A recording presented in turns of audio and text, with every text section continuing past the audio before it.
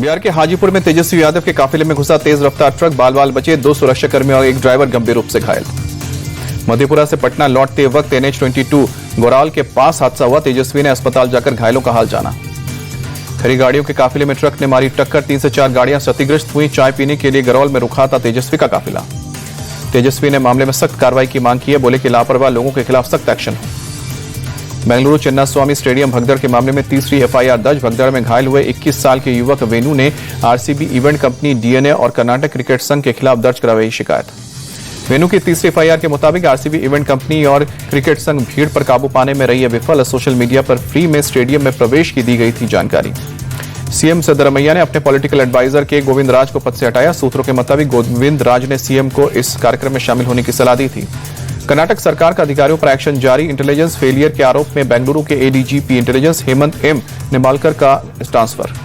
बेंगलुरु भगदड़ के मामले में पुलिस ने अब तक RCB के मार्केटिंग हेड और इवेंट मैनेजमेंट कंपनी के 3 कर्मचारियों को गिरफ्तार किया है। कोर्ट ने चारों को 14 दिन की न्यायिक हिरासत में भेजा है।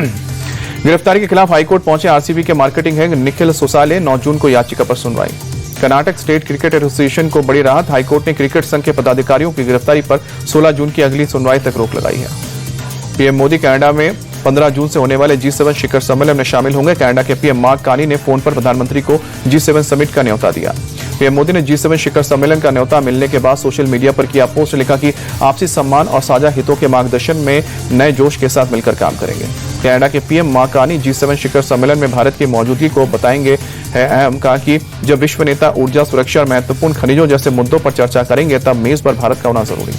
बीजेपी सांसद निशिकांत दुबे ने फिर कांग्रेस को घेरा। 65-71 के युद्ध के बाद पाक को मिली सहायता का किया जिक्र। बोले 65 के बाद अंतर्राष्ट्रीय वित्तीय संस्थानों से पाक को 150 बिलियन की सहायता मिली।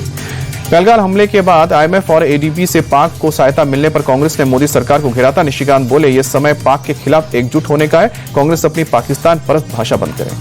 RJD और लालू परिवार से निष्कासित तेज प्रताप का ट्वीट। बोले कि सत्य के मार्ग पर चलने वाला व्यक्ति होता है सदा विजय। राजा हरिश्चंद्र ने सत्य के मार्ग पर चलकर ही अपनी खोई हुई प्रतिष्ठा दोबारा हासिल की थी।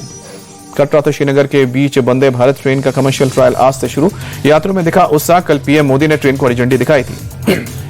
यूपी सरकार बांके बिहारी कॉरिडोर पर आम सहमति बनाने में जुटी। यूपी सरकार के सलाहकार अवनीश अवस्थी ने वृंदावन के लोगों के साथ बैठक की। कॉरिडोर को लेकर लोगों और सरकार में नहीं बनी सहमति। हंगामा कर बैठे से बाहर गए लोग मीटिंग में वही लोग थे जिनके घर तोड़े जाने हैं। छत्तीसगढ़ के बीजापुर में टॉप नक्सल नेता सुधाकर सुरक्षा बलों के साथ मुठभेड़ में ढेर। सुधाकर पर 45 लाख के इनाम का ऐलान था।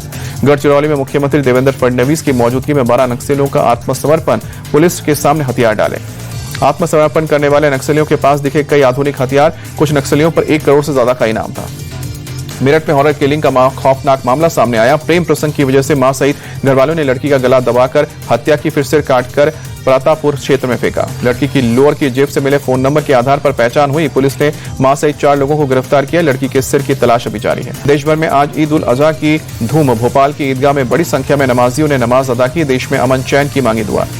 मुंबई की महिला दरगाह पर बड़ी संख्या में लोगों ने ईद की नमाज अदा की। नमाजियों ने एक दूसरे को बधाई दी। दिल्ली में भी बकरी ईद की धूम। मस्जिदों में नमाज अदा की गई। नमाजियों ने अदा की दुआ। बकरीद को लेकर नोएडा में भी पुलिस सतर्क। कई इलाकों में बढ़ाई गई सुरक्षा। गाजियाबाद में पुलिस की टीम ने फ्लैग मार्च निकाला। कानून व्यवस्था बनाए रखने के मद्देनजर सुरक्षा भाव को बनाए रखने के लिए फ्लैग मार्च। एलन मस्क से खफा अमेरिकी राष्ट्रपति डोनाल्ड ट्रंप बेच सकते हैं अपनी लाल टेस्ला कार। मस्क की कंपनी को बढ़ावा देने के लिए खरीदी थी कार। इंग्लैंड के नॉर्थहैम्पटन में भारत ए और इंग्लैंड लायंस के बीच दूसरा अनऑफिशियल टेस्ट मैच। भारत ए ने पहले दिन स्टंप्स तक 7 विकेट खोकर 319 रन बनाए।